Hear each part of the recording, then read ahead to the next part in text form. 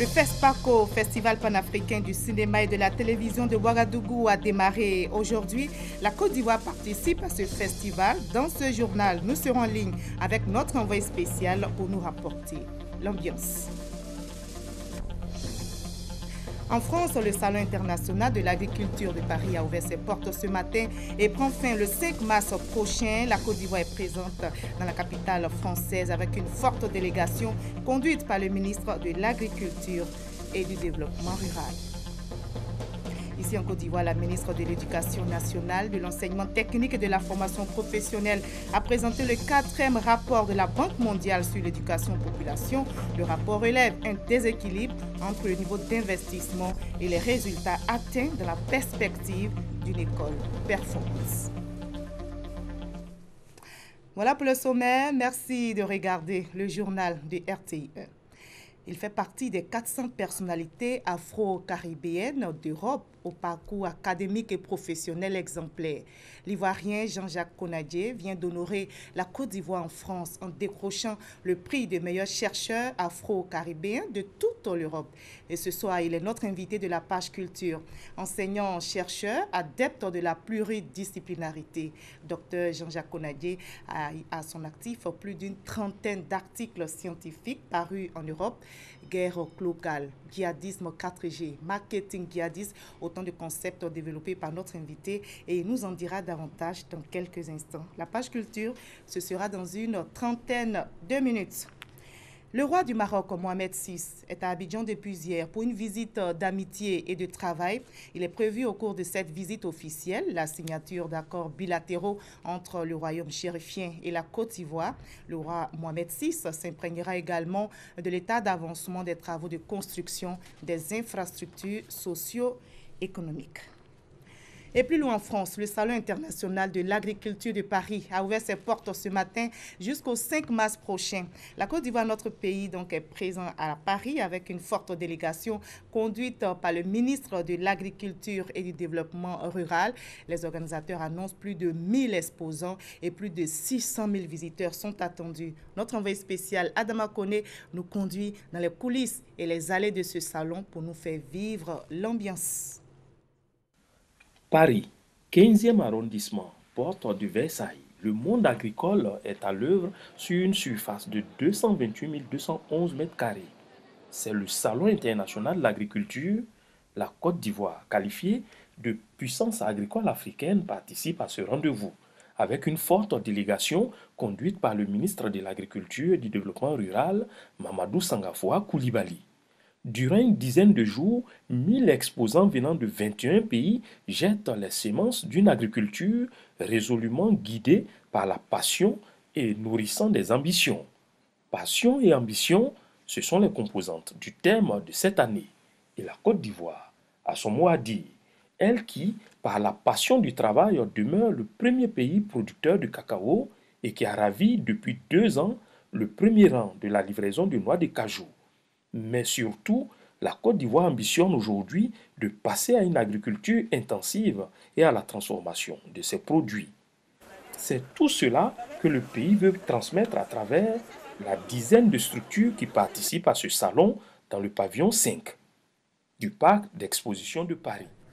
Et en marge du SIA, le Salon international de l'agriculture, la Côte d'Ivoire a été distinguée. Le ministre ivoirien de l'Agriculture et du Développement rural, Mamadou Koulibaly Sangafoua, a été fait commandeur dans l'ordre du mérite agricole français. La cravate de commandeur lui a été remise hier par le ministre français de l'Agriculture, de l'Agroalimentaire et de la Forêt, Stéphane Le Foll. On retrouve notre envoyé spécial, Adama Koni.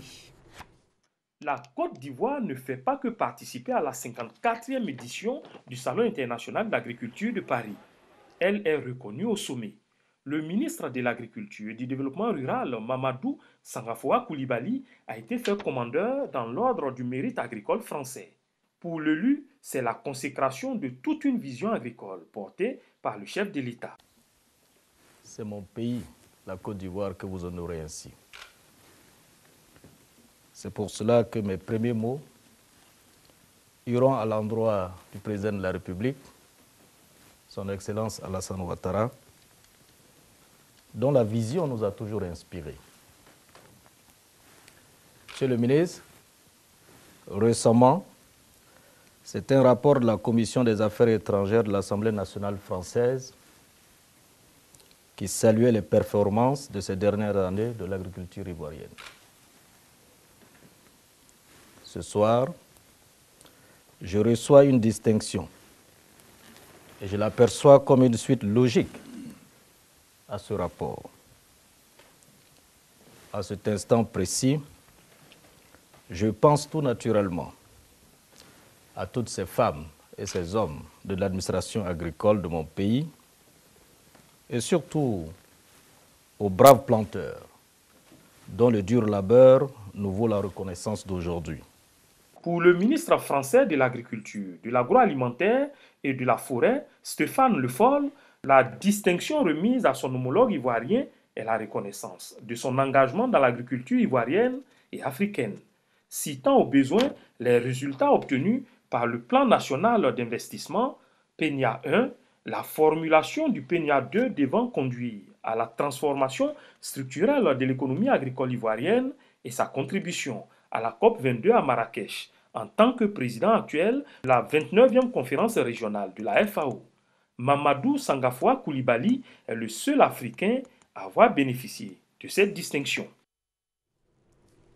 Et justement, l'agriculture ivoirienne, ainsi honorée en France, réjouit non seulement les paysans ici en Côte d'Ivoire, mais également les PME ivoiriennes. Elles ont décidé de soutenir les agriculteurs des régions de la Mé et du Sud Comoé. 330 km de routes rurales ont été réhabilitées pour faciliter l'écoulement des produits. Les travaux ont été réalisés avec le soutien financier du projet d'appui au secteur agricole en Côte d'Ivoire. Le reportage de Mamadou Kouassi. En agriculture, une chose est de travailler la terre pour produire et une autre est de pouvoir écouler sa production. Un casse-tête que Lucienne et Bertin, des localités d'Alépé et à Boisson, ont vécu sur une longue période. Avant, c'était vraiment difficile, c'était beaucoup difficile. La route était impraticable, c'est pas comment il faut faire pour ramasser nos graines. Donc on souffrait beaucoup. Des fois même on récoltait et puis bon, nos graines pourrissent comme ça. Ici on fait champ de bananes, champ de manioc, champ de palmier. Avant, il n'y a pas la route. C'est un petit route qu'on prend par le champ. En partant, tu vas rentrer dans ton champ. C'est un petit route, tu ne vas pas rentrer, non. On en a maintenant pour mettre sur la route. Tu vas fatiguer, charger jusqu'à la voiture ne vient pas. Les choses se sont améliorées pour Lucienne et Bertin depuis le jour où les routes qui mènent à leur plantation connut un entretien. On essaie de voir un peu les autorités, et puis bon, nos délégués, puis on essaie de tout faire pour améliorer cette route-là pour nous. Aujourd'hui, ça nous apporte beaucoup de choses. Déjà, nos graines. De suite, quand on a fini, il y a des camions qui vont venir ramasser. Cette opération d'entretien des routes rurales s'inscrit dans le cadre des activités du Fonds de développement EVEA de la PROMAC et de l'Association interprofessionnelle de la filière palmier à huile, AIPH, avec le soutien financier du projet d'appui au secteur agricole en Côte d'Ivoire, PESAC. Nous sommes ici pour faire la réception de 323 km de pistes entretenues.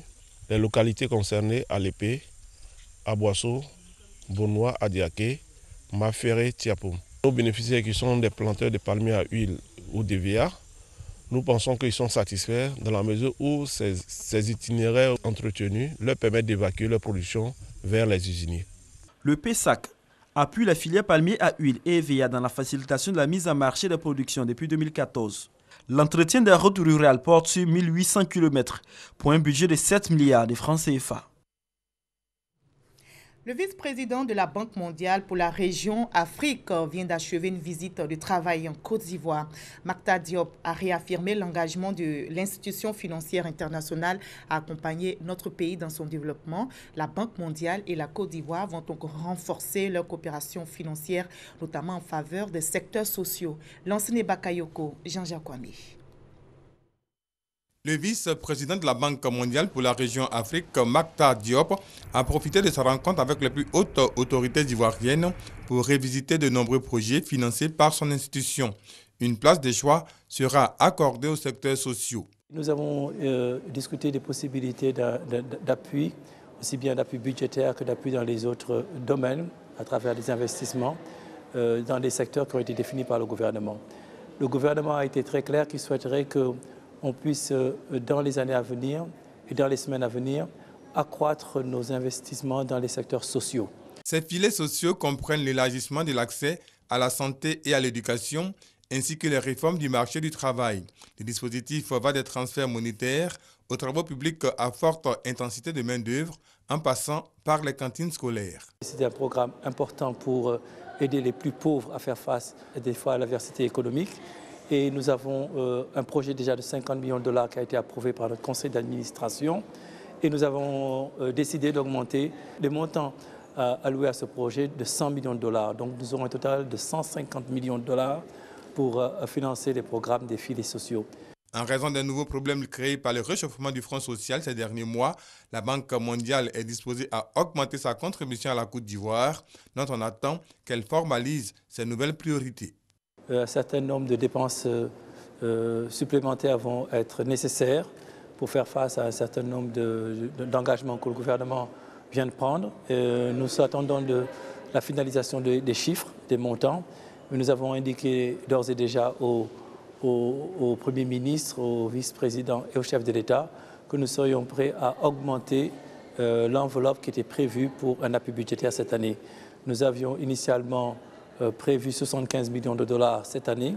L'année dernière, nous avions fait 100 millions de dollars d'appui budgétaire. Cette année, nous envisagions de mettre 75 millions de dollars, mais à la suite des développements récents que nous avons enregistrés en Côte d'Ivoire et les besoins financiers qui seront plus importants, nous allons augmenter ce montant de manière significative.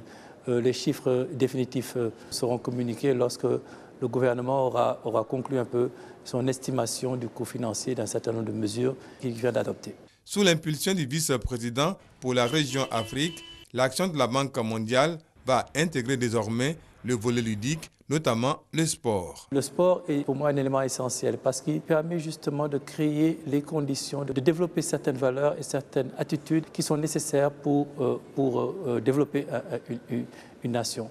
Deuxièmement, l'impact du sport sur la santé est connu, je n'ai pas besoin d'en parler. Et troisièmement, c'est quelque chose qui mobilise la jeunesse et qui permet de canaliser un certain nombre de son énergie et de réaliser un certain nombre d'ambitions. Donc ce que nous souhaiterions faire, c'est de lier nos programmes d'éducation avec les programmes de sport.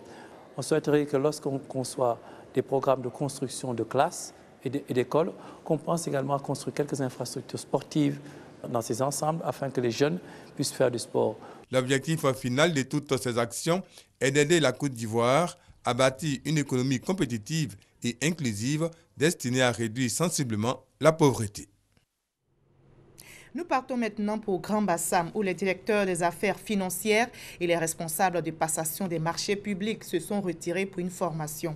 La formation porte sur la prévention et la gestion des contentieux au niveau des marchés publics. C'est une initiative de l'Autorité nationale de régulation des marchés publics et à la fin, les participants devraient pouvoir anticiper sur le règlement de certains litiges qui surviendraient dans la gestion des marchés publics. On en sait plus avec Alvorassa. Comme les années passées, l'Autorité nationale de régulation des marchés publics renoue avec la formation des économistes, des directeurs des affaires financières et des responsables de passation des marchés publics des différents ministères sur la passation des marchés publics. Et cette année, le thème choisi, la prévention et la gestion des contentieux au niveau des marchés publics. Selon les participants, il leur permettra d'être encore plus efficaces malgré les mutations survenues. Ils seront donc tous au même niveau de connaissance des textes qui régissent les marchés publics. Aujourd'hui, nous avons des acteurs qui sont le DAF et le responsable de la cellule. Il était bon de pouvoir clarifier certaines choses afin que l'exécution budgétaire soit très bien faite. Ce séminaire-là est vraiment bienvenu pour permettre d'exécuter correctement les budgets en respectant toutes les procédures et donc éviter à la fin du processus des marchés qui sont mal passés ou des crédits qui ne sont pas bien consommés. Pour garantir et pérenniser le bon fonctionnement du système, les responsables de l'Autorité nationale de régulation des marchés publics ANRNP entendent répéter ces formations avec d'autres thèmes, bien sûr, selon les besoins du moment. Il y aura des formations conventionnelles, mais au-delà de cela, ce serait surtout l'assistance permanente, où chaque structure qui a besoin d'informations peut appeler l'ARMP et en temps réel trouver réponse à ses préoccupations. Avec toutes ces formations et une meilleure gestion des litiges, l'on assistera à une bonne exécution des marchés publics au profit des opérateurs économiques et par ricochet de la Côte d'Ivoire. Et la SODEFOR a aussi des défis à relever pour son rayonnement. Les responsables et agents de la Société de développement des forêts ont présenté leurs difficultés à leur ministre de tutelle. Il s'agit du ministre des Eaux et Forêts, Issa Coulibaly. La SODEFOR veut plus de financement pour les programmes de reboisement et veut mettre surtout fin aux occupations anarchiques des forêts classées. Le reportage de Serge Collier. Protéger, aménager, reboiser. 3 mots qui résument la mission de la SODEFOR, la Société de développement des forêts en Côte d'Ivoire. Une noble mission, entravée cependant par de multiples embûches de la vue du colonel Mamadou Sangari. Le directeur général de la SODEFOR énumère comme difficulté l'occupation illégale des forêts, le besoin impérieux de financement pour une meilleure gestion des programmes de réhabilitation et de reboisement. Nous fondons beaucoup d'espoir dans le retour définitif à la stabilité de notre pays pour une reprise rapide des financements dédiés à la gestion durable des forêts classées. Le couvert forestier ivoirien, on le sait, a perdu de sa splendeur avec aujourd'hui moins de 2 millions d'hectares. Le moment est venu de poser des actes majeurs pour reverdir la Côte d'Ivoire. C'est possible pour le ministre qui exhorte les quelques 900 agents de la SODEFOR à redoubler d'ardeur au travail. Le gouvernement, a-t-il indiqué, se tient à leur côté dans la mise en œuvre de la politique globale de développement des forêts. Nous devons avoir donc une vision partagée pour lutter contre les occupations clandestines et illégales de nos forêts, pour rechercher les financements pour une réhabilitation durable de nos forêts. Nommé ministre des Eaux et Forêts depuis le 11 janvier 2017, le général Issa Coulibaly poursuit sa tournée au sein des structures sous sa tutelle. Objectif, partager avec ses collaborateurs sa vision d'une Côte d'Ivoire verte.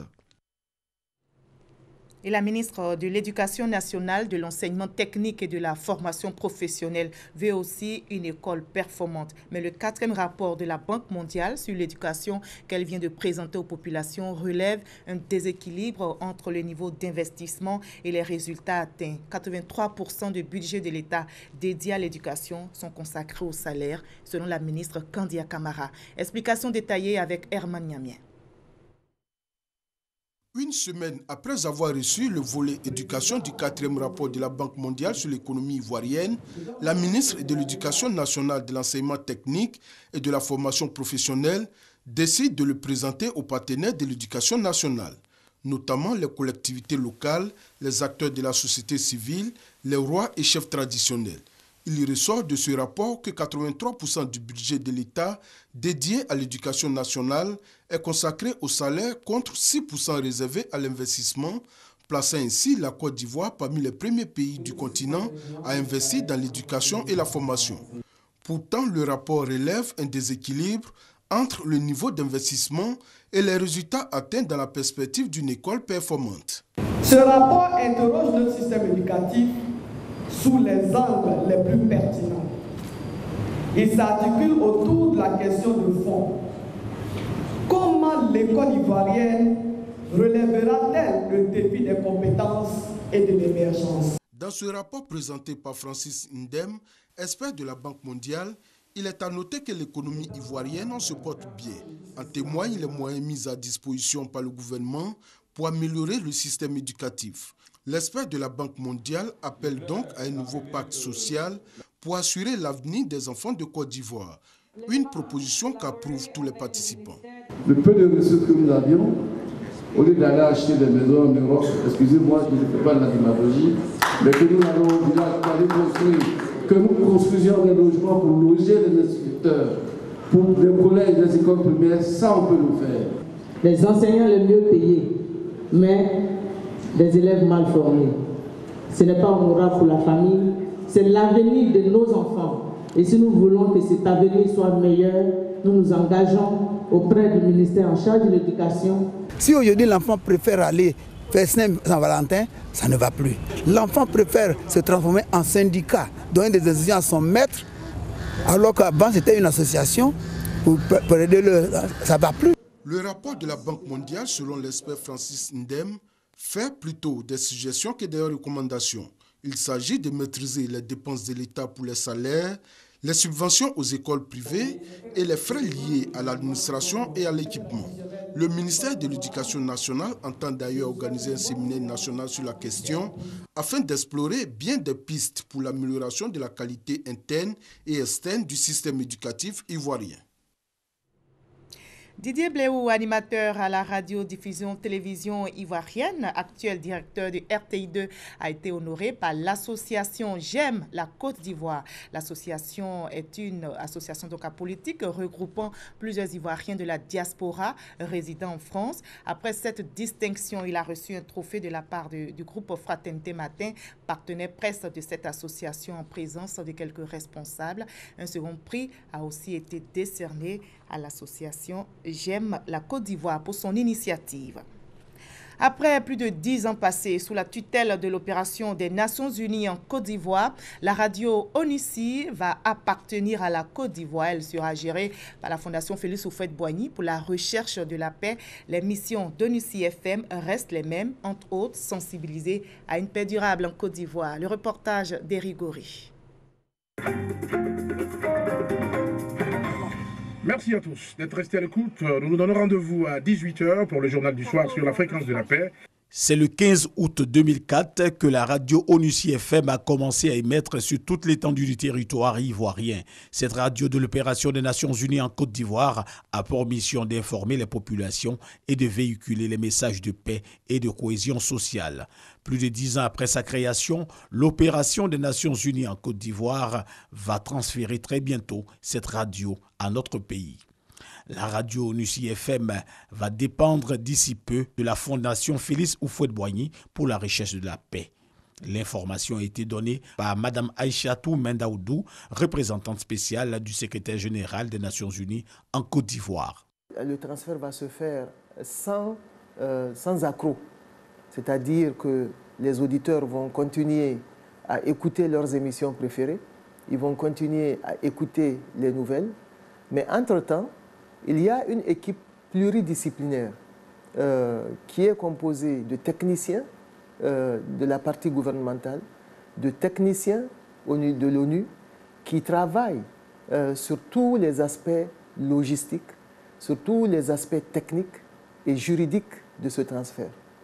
Ces différents aspects sont consignés dans un protocole d'accord et ce protocole d'accord-là, c'est lui qui garantit les mêmes conditions que celles dans lesquelles travaillait Onussi FM.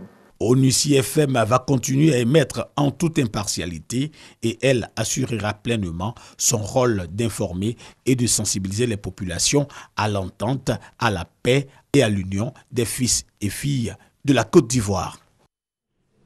Et on ouvre le chapitre politique avec le PDCI RDA qui forme ses secrétaires généraux de section de la commune de Cocody. Un séminaire de formation marqué par une conférence portant sur le thème « Le débat idéologique au PDCI RDA de 1947 à 2017, nouvelles perspectives ». Explication d'Herman Divi. Le débat idéologique au PDCI RDA de 1947 à 2017, nouvelle perspective, thème choisi pour cette conférence en vue d'instruire les secrétaires généraux de section de la commune de Cocody sur la jeunesse de l'idéologie politique du PDCI RDA, son évolution dans le temps et les contingences existentielles auxquelles cette idéologie doit faire face. Les enjeux sont importants car un militant mal formé est un danger pour son parti, un danger pour son pays. Il est important de savoir d'où l'on vient. Les militants du PDCI ont le devoir de perpétuer le socle idéologique qui a fait la force de notre grand parti. Les différents conférenciers commencent par définir ce que c'est qu'une idéologie à travers l'évocation de ses aspects les plus saillants, avant de tendre vers l'histoire de l'idéologie du PDCI RDA, en passant au peigne fin, l'action, l'approche, la vision de feu Félix Houphouët-Boigny, premier président du parti.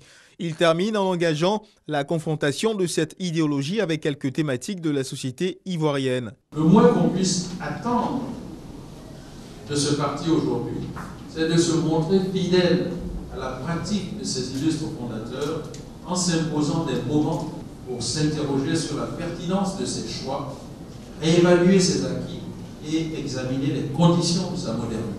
Échanges et ateliers multiples, ce séminaire de formation se donne pour objectif de préparer les militants aux échéances futures. On a pris la triste nouvelle le 13 novembre dernier, la perte de Laurent Poko. Il a été porté en terre aujourd'hui. La légende du football africain a été inhumée à Tia-Salé. Je rappelle la cérémonie de levée du corps de Laurent Poko, décédé le 13 novembre dernier, donc à l'âge de 69 ans, s'est déroulée hier vendredi à l'Ivocep de Trècheville. La grande famille du football ainsi que plusieurs autorités de la Côte d'Ivoire se sont déplacées pour rendre hommage à l'ancienne gloire du football ivoirien. Le 8e jeu de la francophonie, on en parle encore ce soir et c'est dans moins de 5 mois à Abidjan. Notre équipe de reportage a sillonné les différents chantiers afin de faire le point sur l'état d'avancement des travaux de construction et de réhabilitation. Le reportage d'Issa Chonoyeo.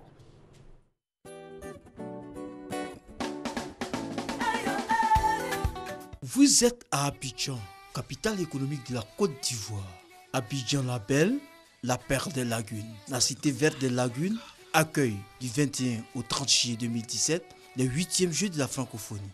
Les Jeux placés sous le signe de la diversité, la solidarité et de l'excellence. À quelques 5 mois des Jeux, les travaux sur les différents sites devant accueillir les compétitions sportives, culturelles et le site d'hébergement des Jeux vont bon train pour offrir aux participants l'un des Jeux les plus beaux.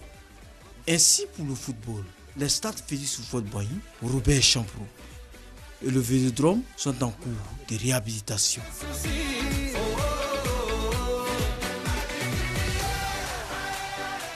Les disciplines telles que le basketball, la lutte libre, la lutte africaine, le judo et le tennis de table, les sites d'accueil sont en fin de réalisation. Ce sont le palais des sports, le hall des sports et l'arène des luttes, le parc des sports et la construction d'une salle polyvalente pour le tennis de table.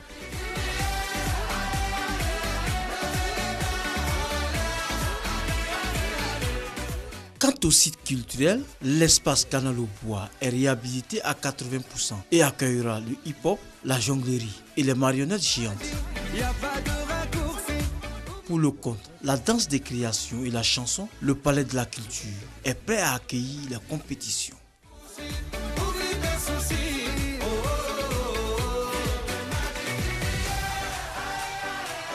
Les activités relatives à la sculpture se dérouleront au Musée des civilisations. La Bibliothèque nationale recevra les concours de littérature. Pour le numérique et les activités de développement, un espace d'exposition a été aménagé à l'Institut français.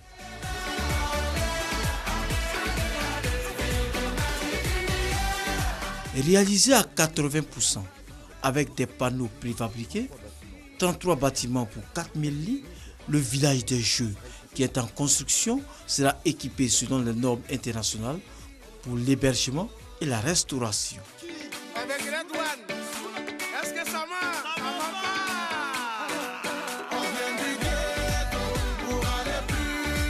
Les différentes équipes travaillent nuit et jour pour respecter les délais de livraison sous l'œil vigilant du ministre auprès du président de la République en charge de l'organisation des 8e Jeux de la francophonie.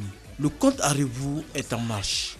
Les Ivoiriens sont impatients d'accueillir les 4000 athlètes, jeunes talents sportifs et artistes, les 80 délégations des États et gouvernements de la francophonie et à être au cœur du dispositif de médiatisation qui va permettre à 500 millions de téléspectateurs de suivre les rencontres à travers le monde.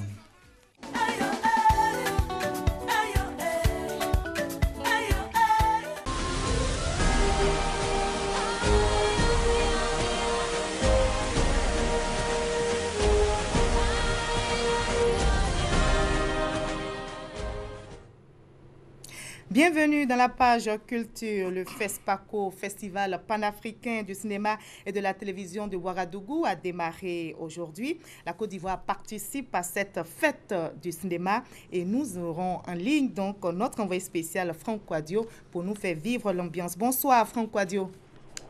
Bonsoir Marie-Laure. Alors la Côte d'Ivoire est le pays invité d'honneur cette année. Dites-nous comment est-ce qu'elle compte marquer sa présence à ce grand rendez-vous du cinéma africain? Oui, la Côte d'Ivoire, pays invité d'honneur, comme vous le dites si bien, représenté à Ouagadougou.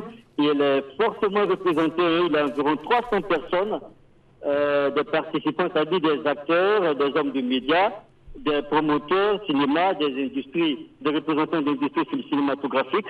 Et leur présence durant ces 9 jours sera marquée par un village, le village Akwaba, c'est-à-dire plus de 1000 mètres carrés destinés à faire la promotion du savoir-faire culturel en matière de cinéma, en matière de gastronomie, en matière d'art du spectacle de la Côte d'Ivoire. C'est-à-dire la Côte d'Ivoire va porter durant ces 9 jours à Ouagadougou. Et ce savoir-faire-là sera présenté à tous les acteurs pour des échanges B2B, comme on le dit souvent en termes économiques. Il faut préciser que sur les 105 films retenus pour la compétition, la Côte d'Ivoire est présente avec 13 films, dont 2 en compétition officielle. Si vous le permettez, je rappelle ces 2 films en compétition. Ce sont les interprètes d'Olivier Koné et ils nous sont malgré tout des gens de Diokona. Voilà, pour résumer un peu la participation ivoirienne à ce 25e festival. Alors, Franck Ouadio, dernière question. Plusieurs pays sont annoncés également à cette fête du 7e A à Ouagadougou. Quelle est la particularité de cette 25e édition? Oui, cette 25e édition, elle sera beaucoup axée sur la formation. Autour de ce vocabulaire que tourne le thème de ce festival, du 25e festival. Mais avant tout propos, laissez-moi vous démarrer que la cérémonie d'ouverture officielle, qui a été d'ailleurs très haute en couleur, vient juste de s'achever. C'était au stade municipal de Ouagadougou en présence du chef de l'État, Roch Kaboré. Une cérémonie qui a été même retransmise en direct sur la scène nationale burkinabé, ceci pour donner une idée de l'engouement populaire. Voilà, alors la particularité, donc, comme je le disais, c'est assez renforcer le besoin de formation des acteurs de cinéma. Voilà, la nécessité de la formation, c'est depuis 2005 une préoccupation pour les organisateurs du festival qui estiment que devant l'émergence des nouveaux médias, Internet, la téléphonie mobile, il fallait que les acteurs, les jeunes acteurs, ceux qui commencent le métier, ceux qui sont un peu plus anciens, soient tous au niveau de formation, de formation. D'où la multiplication de plans, de rencontres, de mise à niveau pour essayer de donner le maximum d'âme aux cinéastes africains, leur permettre d'aller en compétition sur les joutes internationales. Voilà un peu la particularité de ce 25e FESPACO. Merci beaucoup, Franck Ouadio. Merci d'avoir été avec nous et bon séjour à Ouagadougou. On continue avec cette page culture et toujours en cinéma. Boutique Hôtel, c'est un nouveau film dans l'univers des web-séries produit par une télé en ligne anglophone qui a décidé d'ouvrir un programme francophone et notre reporter Franck Ouadio nous présente l'avant-première de ce film. Une jeune fille pleine d'idéal livrée aux états d'âme du personnel de l'hôtel de sa mère, un personnel qu'elle devra gérer. Boutique Hôtel, dans l'univers des web-séries d'Eton, c'est une peinture réaliste, bien que comique, des mœurs actuelles. Une Afrique optimiste et heureuse d'exister, véhiculée par les réalisatrices de cette nouvelle web-série, les Sœurs Hamon. On se rappelle lauréate meilleure série africaine au FESPACO 2015 avec Chronique africaine. Nous, en tant que jeunes Africains, jeunes Ivoiriens, on aspire à produire des œuvres qui voyagent, qui vont au-delà de nos frontières. Donc notre vision en fait colle tout à fait avec celle de Red TV. Une télévision en ligne qui prône une Afrique de défis avec comme arme pour y parvenir l'intégration. Des valeurs qui soutiennent les ministres de la Culture et de la Francophonie Maurice Bandama et Ali Koulibaly, ministre de l'intégration africaine et des Ivoiriens de l'extérieur, présents à l'avant-première. L'idée du promoteur, une banque panafricaine, est de donner une autre image de l'Afrique. Donc nous voulons vraiment montrer cette Afrique qui gagne, cette Afrique qui crée des choses et qui fait de belles choses, cette Afrique qui a des idées différentes et diverses à travers non seulement le contenu anglophone qu'on a depuis 1 an, mais maintenant le contenu francophone.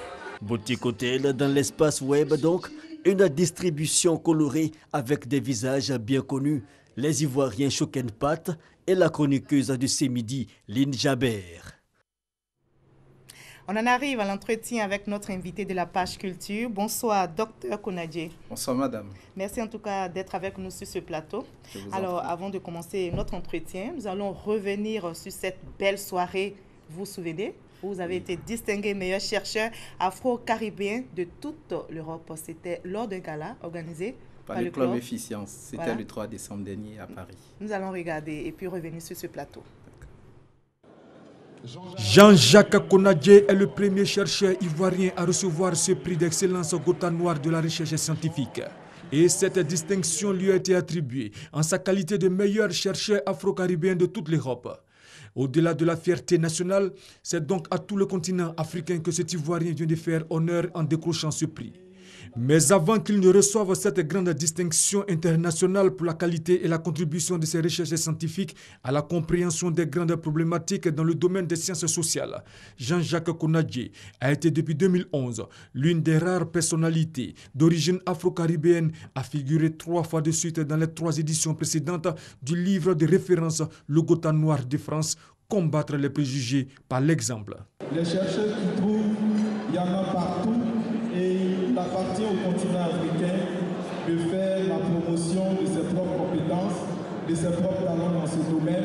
Lors de cette soirée de distinction, outre Jean-Jacques Konadjé, d'autres personnalités ont reçu aussi des prix d'excellence dans différentes catégories. C'était un récit d'Abou Sanogo. Des chercheurs qui trouvent, on en trouve. Et on en trouve bien sûr en Côte d'Ivoire. Vous êtes le premier chercheur ivoirien à recevoir ce prix international, le prix d'excellence Gotha Noir de la recherche scientifique. Oui. Qu'est-ce qui a fait la différence?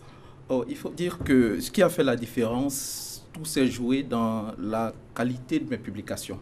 Parce que ça fait une décennie que je travaille sur les questions de défense, de sécurité, de stratégie. Mais le jury a estimé que mon prix répondait à un certain nombre de critères. Et si vous permettez, je pourrais vous en citer 3. Le premier critère, c'est l'excellence.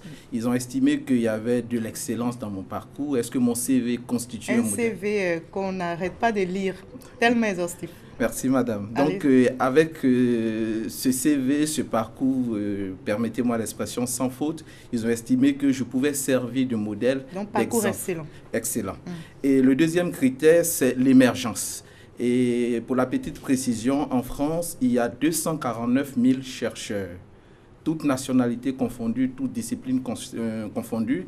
Et il était question de savoir si parmi ces 249 000 chercheurs, je constituais une référence. Et à l'issue des investigations, il s'est avéré que je constituais une référence dans ce domaine-là.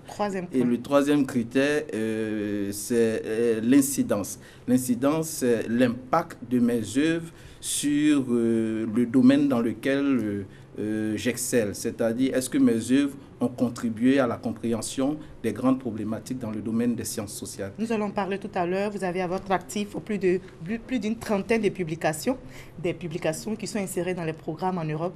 Et vous allez nous dire pourquoi pas en Côte d'Ivoire, en tant qu'Ivoirien. Alors, quelles peuvent être donc les retombées d'un tel prix pour notre pays? Il faut dire que, vu les conditions... Juste en 2 mots.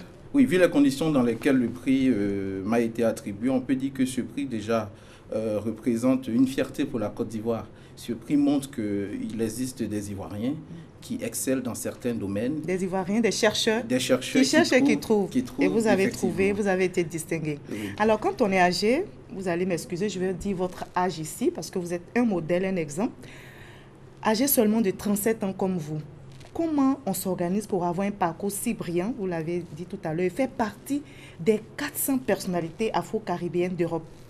Tout dépend des objectifs qu'on se fixe, en fait. Et vous, comment vous faites? Dans la vie, il faut avoir des principes. Il faut avoir des principes, il faut accepter de travailler. Parce que tout se joue dans le travail, tout se joue dans le sérieux, et tout se joue aussi dans les objectifs qu'on se fixe et dans les moyens intellectuels qu'on s'attribue pour atteindre ces objectifs-là. Et ne figure pas qui veut dans le livre de référence, le Gotha qui est là, oui. Gotha Noir de France. Oui. Mais vous l'avez été 3 fois de suite. Ça m'a marqué. Oui. C'est une chance? Je ne dirais pas que c'est une chance parce que le club Efficience ne fait pas de complaisance.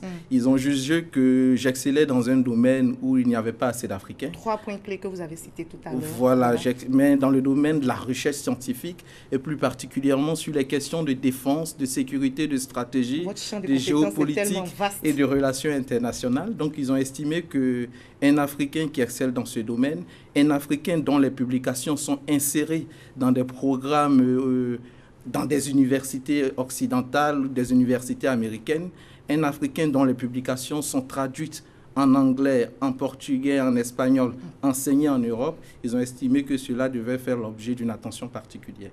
Alors donc, je rappelle, vous avez publié plus d'une trentaine d'articles scientifiques, comme vous l'avez dit, qui sont intégrés dans les programmes d'enseignement de certaines universités européennes. Oui. Mais qu'en est-il de votre pays ? Pas de publication, pas d'articles insérés ici. Bon, il faut dire que j'ai pratiquement fait une partie de mes études, pour ne pas dire toutes mes études, et après en Europe. Mais vous êtes ivoirien après tout. Oui, mais j'écris beaucoup sur la Côte d'Ivoire et par moments je suis sollicité pour des questions de consultance. Je pense que c'est une façon à moi de servir mon pays. D'accord. Vous êtes un adepte de la pluridisciplinarité, vous vous intéressez aux questions de défense, de sécurité, de stratégie. Vous allez terminer la liste après. Alors, finalement, on se demande qui est Dr Konagé? Fait de la communication, de la défense, de la sécurité. Oui, je suis quelqu'un qui pense que pour comprendre le monde, il faut l'aborder sous plusieurs aspects. C'est-à-dire qu'il ne faudrait pas avoir une vision étriquée des choses. Voilà pourquoi je me suis inscrit dans une perspective de pluridisciplinarité. On ne peut pas expliquer un certain nombre de choses avec une vision, j'allais dire, unilatérale, étriquée des choses. Voilà pourquoi j'essaie d'avoir une casquette polyvalente. D'accord. Alors, vous développez des concepts. On va commencer par ce concept de guerre locale. Oui. Je me suis dit, mais est-ce qu'il n'y a pas un C qui est venu s'infiltrer là? Non. En fait, c'est un néologisme. Oui, c'est un néologisme que j'ai créé j'ai contribué à créer pour montrer que les guerres dont le continent africain est le théâtre sont des guerres en fait civiles. Et les guerres civiles, par définition, sont des guerres internes qui mettent aux prises des populations locales. Mais ce qu'on constate, c'est que les guerres civiles éclatent dans un foyer local, mais ont forcément des ramifications régionales. Ce qui fait qu'une guerre civile qui éclate dans un pays donné a forcément un impact sur l'ensemble des pays voisins, pour ne pas dire la région. Par exemple, avec la crise ivoirienne, les gens n'ont pas manqué de dire que lorsque la Côte d'Ivoire s'enrhume, c'est toute l'Afrique de l'Ouest qui tousse. Parce que la crise ivoirienne... C'est l'impact de cette crise. Oui, voilà, ce sont les impacts. Mais les impacts sont de plusieurs ordres. Il y a des impacts en matière de sécurité, les impacts d'un point de vue économique, d'un point de vue sanitaire, avec la crise des réfugiés. Il y a cet autre néologisme que vous avez inventé, on va en parler. Oui. Si vous voulez bien. C'est le djihadisme 4G. J'ai dit, mais finalement...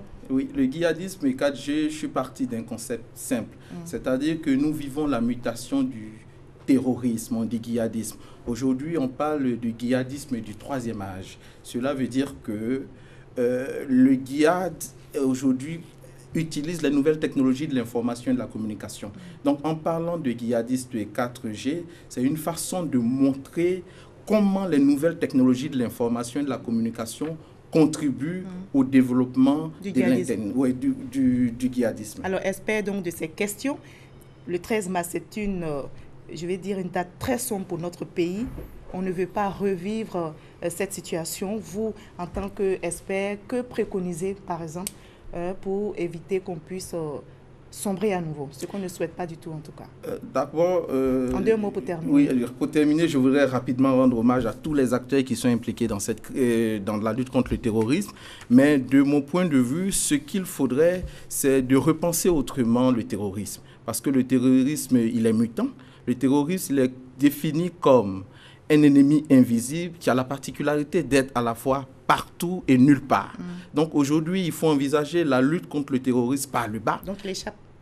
Comment? Il échappe, cet ennemi-là échappe. Il échappe parce qu'il est mutant. Il faut pourtant l'attraper. Voilà, pour pouvoir l'attraper, il faut appréhender le terrorisme par le bas. D'accord.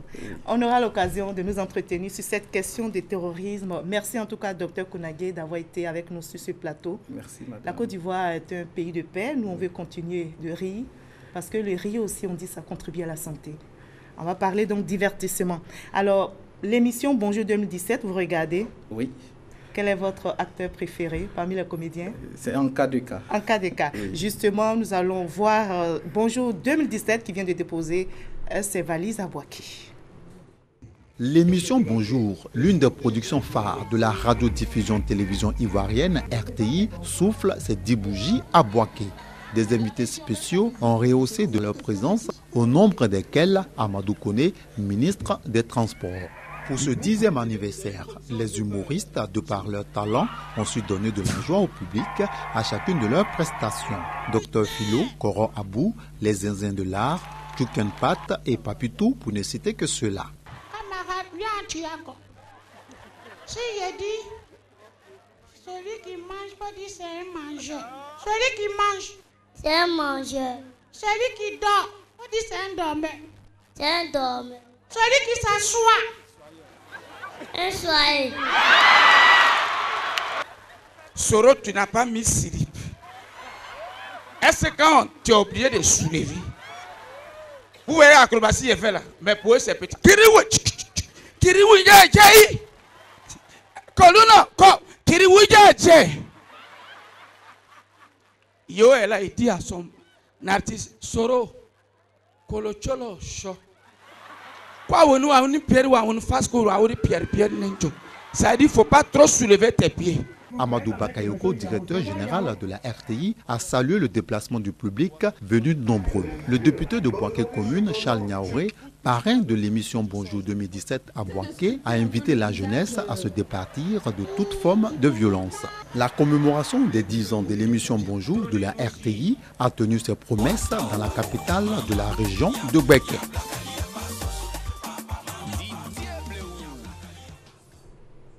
Ce journal est terminé. Merci à vous tous de votre aimable attention. C'est donc sur cette note de gaieté que je vous dis au revoir. À demain, 20h.